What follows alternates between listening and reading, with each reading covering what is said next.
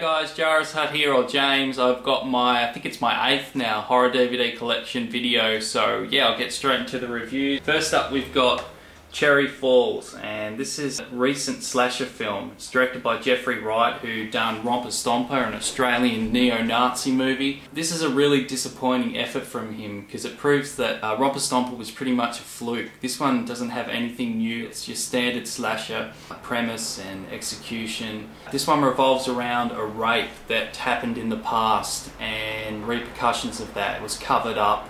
And yeah, I won't really go into much more detail because this is one of those movies where if you talk about the plot too much, you'll spoil the film and reveal a lot of stuff. So yeah, I don't want to talk about the plot very much. With this one, as I said, it's not that great a film, which is kind of disappointing because Jeffrey Wright in Romper Stomper showed he was a really great director, but this one just is really uninspired and just a regular movie basically, and you want something really special from him.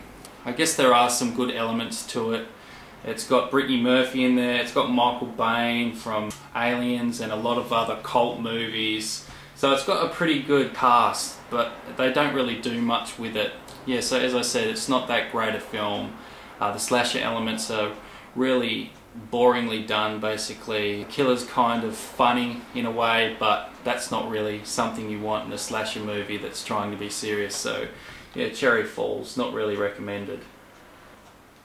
Children of the Corn, based on the Stephen King novel, and this is an early movie from 1983. It started off the whole Children of the Corn phase, which is still going nowadays. I think there's about 8 films now, and I've lost count, and they all seem to muddle up in my mind, but it's got Linda Hamilton from Terminator in there. This one's basically about this couple that break down or have an accident on the road, and they seek refuge in this small isolated town, very rural, farmland, all that kind of thing. But the community there is run by this child cult who worship this god called He Who Walks Behind the Rose. The leader of the cult is, I think his name's Isaac.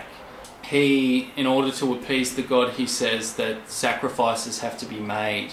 Yeah, it's basically a fight for survival. They're trying to evade these maniac kids. Now, this movie is a pretty fun little film. It's nothing spectacularly intelligent or new or creative, but it's just a really fun movie to watch. It's got some nice tense moments in there, cool atmosphere. It's very bucolic, and it seems very isolated, as in Texas Chainsaw Massacre. Lots of farmland and dilapidated buildings and deserted streets, so it's got nice atmosphere and setting. One thing I found really entertaining about it is it's got a lot of black humour or unintentional humour in it, I found. Most of which comes from one of the characters called Malachi. If you've seen the movie, you're probably aware he's this big, huge redwood of a kid, freckly, and he's got long red hair, but he puts on a really good, funny performance in this. He's kind of trying to be tough and intense, but it's just laugh-worthy, really. So I found that really funny. It's just a really entertaining movie. It's kind of one that PG-13 kind of film, scary enough, but not too scary. So yeah, it's a pretty fun little movie. Children of the Corn. Next up we have Children of the Corn 2, The Final Sacrifice. And with these ones, as I said, the Children of the Corn movies, there's a whole host of sequels out there, so I often get confused as to which sequel I'm referring to. If I remember correctly, this one's pretty much follows the same premise as the first movie with a few alterations. It's got the same kind of atmosphere and cult storyline, brainwashed people, and little kids in this case. So it's pretty entertaining again. The atmosphere is very cool, it's very distinct. The countryside and farmland and the backwood yokels. So yeah, it's a pretty entertaining movie again. Children of the Corn 2 is a direct sequel. The first film was very successful, so that's why there's a whole host of these movies out there. So yeah, it's a pretty cool movie, Children of the Corn 2. If you enjoyed the first one, definitely pick this one up. Next up we have Children Shouldn't Play with Dead Things, and this is a Bob Clark movie, one of his earliest efforts. It's a zombie movie, but it's a zombie movie that's totally unlike any zombie movie you're going to see. It's very hard to describe. The story is basically there's these struggling actors that go out to this isolated cemetery They reenact this ceremony to draw up some spirits, but they deem it a failure, and so they head off back to this deserted house they've found. But when they go there, they also take a corpse that they've uninterred from the ground, and they basically have a party in this house, have a good time, and they kind of make mock of the corpse and show no respect for the dead kind of thing. But during the night, all the zombies and corpses do rise up, and yeah, they've got a fight on their hands. Now this one, it's a very hard film to talk about because it is very creative, it takes a different path, but at the same time that's kind of the bad point to the movie. It's very unfamiliar and it's hard to get a grasp on what Bob Clark was really going for.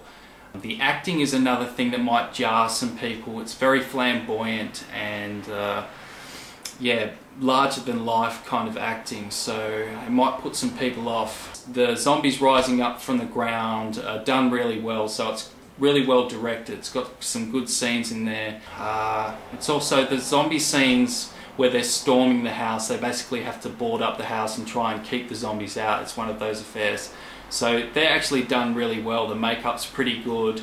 A very hard movie to talk about, but I think it's a worthwhile movie if you're into zombie films, because as I said, it's a very different take on the genre, and yeah, it goes to places that most other zombie films wouldn't even think to go. So yeah, I think it's a worthwhile movie and one horror fans might or might not enjoy. So yeah, tread carefully with this one, but I think it's a pretty good film. Children Shouldn't Play with Dead Things by Bob Clark.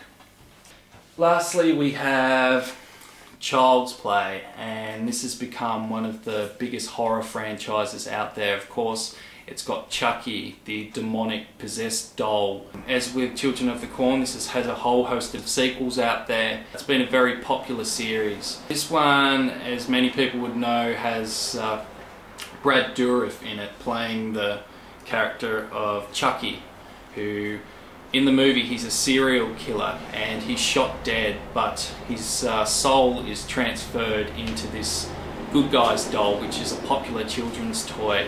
And from there he keeps going on his murderous rampage in an attempt to find a body he can switch back into and resume his normal life. Something that was mentioned by My Fair Munster I thought was a really valid point. He said, as with Nightmare on Elm Street and Child's Play, they are slasher movies, but they're supernatural slasher movies. And as I said, I think that's a really good point, because at the base of this film, it's basically just a slasher movie, but it has all these supernatural and possession stuff sprinkled over the top to give it a bit more flavour. What's really good about this movie is the stalk and slasher is done really well, which was a surprise. I wasn't really expecting much with this one, but yeah, it's done quite well. The character of Chucky is very distinct, and that's important in a horror movie if you want your villain to become enduring and have sequels. They have to be a character that's very noticeable and someone that you can't really confuse with another killer. So Chucky's got all that. He's a doll. He's got his trademark Brad Dourif voice. He does a really good job in this great performance. And yeah, it's just a really entertaining movie. Again, it's more leaning towards fun horror, so everyone could probably enjoy this movie. I'm sure there's not many people out there that wouldn't have seen this film because, as I said, it's one of the bigger horror franchises in the genre. I was actually surprised how well they'd done the scenes of Chucky running around. I thought it might look a bit fake, but yeah, they've done a pretty good job. I think they probably hired a midget or a dwarf, sorry I don't know the PC term, but yeah, to do these scenes. So it looks pretty good, and it's actually quite creepy seeing this little figure darting about the room. So yeah, it's actually a very entertaining slasher movie, and one I'd recommend if you haven't seen it, but I don't think there would be many out there who haven't seen it. So yeah, Child's Play. Yeah, thank you for watching. Jarashut out.